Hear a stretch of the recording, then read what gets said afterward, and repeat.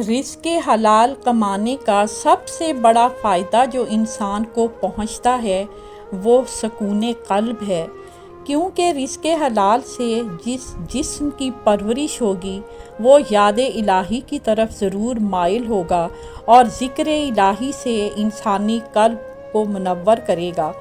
دل کی یہ روشنی قلبی اطمینان کا باعث بنتی ہے، اسی لیے تو کہا جاتا ہے کہ سکون قلب بھی ایک دولت ہے جو اللہ کے خاص بندوں کو حاصل ہوتی ہے، اور دنیا میں جس شخص کے پاس ذہنی سکون اور قلبی سکون ہے وہ انتہائی خوش قسمت ہوتا ہے۔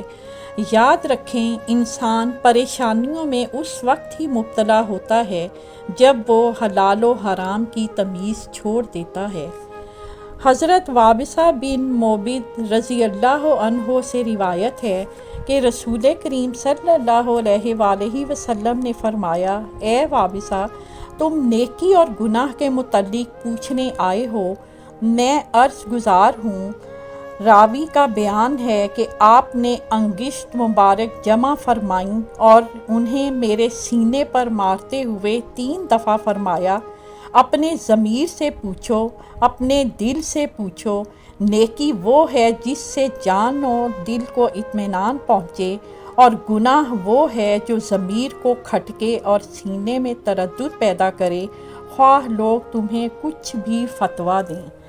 اس حدیث پاک میں یہ مسئلہ اخذ ہوتا ہے کہ نیک عمل وہ ہے جس سے انسانی دل کو سکون اور اطمینان ہو، اور جس فعل پر انسانی ضمیر میں بے چینی پیدا ہو وہ گناہ ہے۔